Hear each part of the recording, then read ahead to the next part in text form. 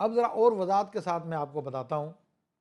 دیکھیں تصوف میں دو چیزیں ہوتی ہیں، ان کو حاصل کر لیا جائے تو آپ کو پورا تصوف حاصل ہو گیا. بعض لوگ تو شاید کہتے ہیں کہ بہت مسلسل جہاں چلے کرتے رہیں اور سب کچھ چھوڑ دیا جائے تو پھر انسان کامیاب ہوتا ہے. ایسا نہیں ہے.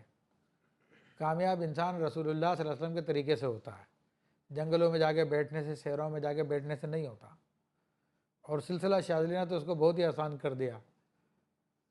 بہرحال وہ کبھی گفتگو کروں گا میں. تصوف کے اندر دو چیزیں درکار ہوتی ہے یہ تزکیے کے لیے. تزکیہ کیسے حاصل کیا جائے؟ نمبر ایک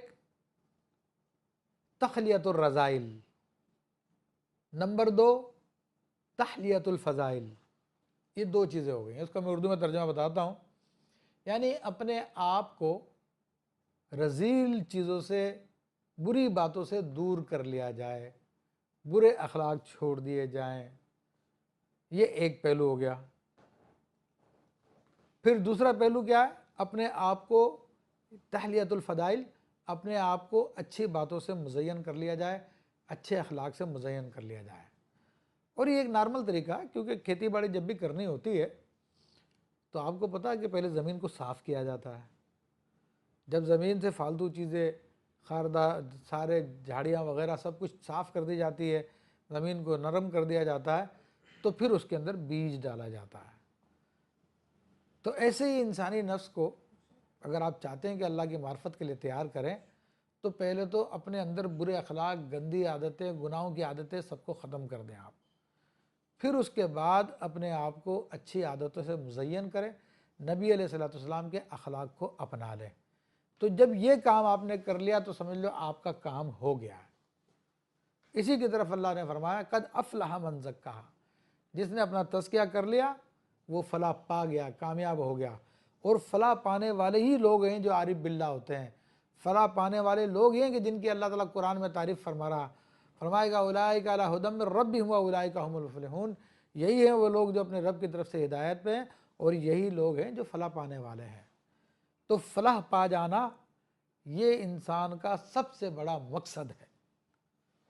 تو آئیے اس تسبیح کے ذریعے ہم یہ مقام کیسے حاصل کریں گے. اسی تسبیح کے ذریعے الحمدللہ حاصل ہو جائے گا. کوئی آپ کو اس کے لیے کوئی بڑے بڑے چلے کرنے کی ضرورت نہیں ہے، بڑے بڑے مجاہدے کرنے کی ضرورت نہیں ہے. آپ رسول اللہ صلی اللہ علیہ وسلم کی سنت کو اپنا لیجئے.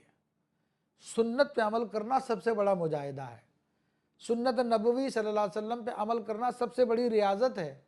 سنت نبوی صلی اللہ علیہ وسلم پر عمل کرنا ہی واحد ذریعہ ہے جو انسان کو اللہ تعالیٰ تک پہنچا سکتا ہے. تو اب یہ تسبیح فاطمہ کا کردار دیکھیے رضی اللہ تعالیٰ عنہ. جب انسان ہر نماز کے بعد یہ تسبیح پڑھے گا تو کیا رزلٹ نکلے گا؟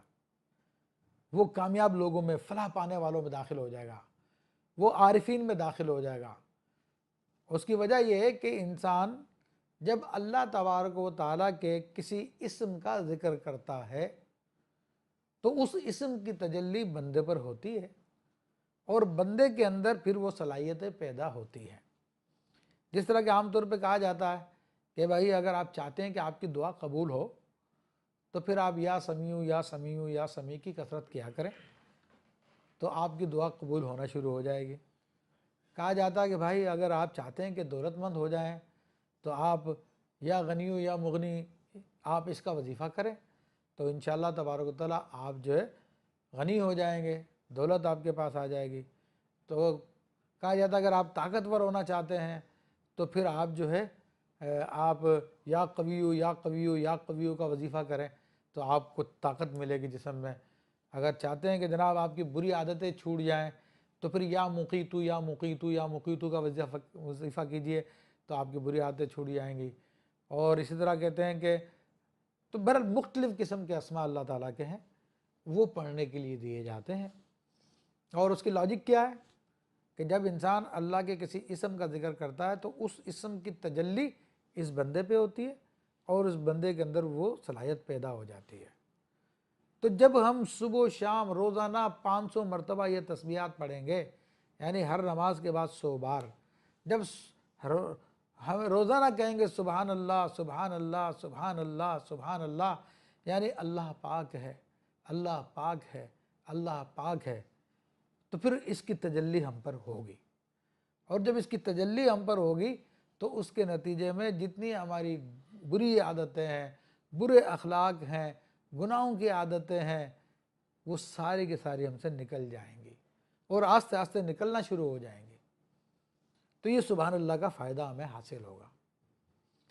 پھر جب ہم کہیں گے الحمدللہ الحمدللہ الحمدللہ الحمدللہ الحمدللہ، تو آپ کو پتا کہ ہم تو اسی کی جاتی ہے جس کے اندر خوبیاں پائے جائیں، جس میں صلاحیتیں پائے جائیں۔ تو جب ہم الحمدللہ الحمدللہ کہیں گے تو ہم پر اس اسم کی تجلی ہوگی، اور اس اسم کے تجلی ہونے کی وجہ سے ہمارے اندر صفات محمودہ پیدا ہو جائے گی، اخلاق نبوی صلی اللہ علیہ وسلم پیدا ہو جائیں گے، اور جب اخلاق نبوی پیدا ہو جائیں گے تو ہم لوگوں کی نگاہوں میں قابل تعریف ہو جائیں گے۔ یعنی پہلے تو تزکیے کا پروسیس میں بتا رہا ہوں کہ پہلے درجے کے اندر تخلیہ ہو رہا ہے، یعنی سبحان اللہ کہنے سے آپ کی بری عادتیں، برے اخلاق ختم ہو رہے ہیں، اور الحمدللہ کہنے سے آپ کے اندر اچھی باتیں پیدا ہوتی جا رہی ہیں اللہ تعالیٰ کی طرف سے، اللہ تعالیٰ کے فضل کی وجہ سے۔ اور پھر جب آپ اللہ اکبر اللہ اکبر اللہ اکبر کہیں گے کہ اللہ سب سے بڑا، اللہ سب سے بڑا، اللہ سب سے بڑا، تو اس اسم کی تجلی جب آپ پر ہوگی تو اللہ تبارک و تعالیٰ آپ کو دنیا آخرت میں بڑا بنا دے گا، معزز بنا دے گا، اور سب کی نگاہوں میں آپ بڑے ہو جائیں گے۔ تو یہ وہ تسبیح فاطمہ رضی اللہ تعالیٰ عنہا ہے کہ جس کی وجہ سے آپ کو تمام روحانی ترقیاں حاصل ہو جائے گی، اور پھر اس کے اندر آگے جتنی بھی ترقی ہونی ہے اس کے لیے آپ کے لیے ذرائع مہیا کر دیے جائیں گے۔ تو یہ نہایت ہی تھوڑے وقت میں نے آپ کے سامنے یہ تصوف کے اعتبار سے بھی بتا دیا کہ تسبیح فاطمہ کے ذریعے ہم تخلیۃ الرذائل بھی کر لیتے ہیں اور تحلیۃ الفضائل بھی حاصل کر لیتے ہیں الحمدللہ۔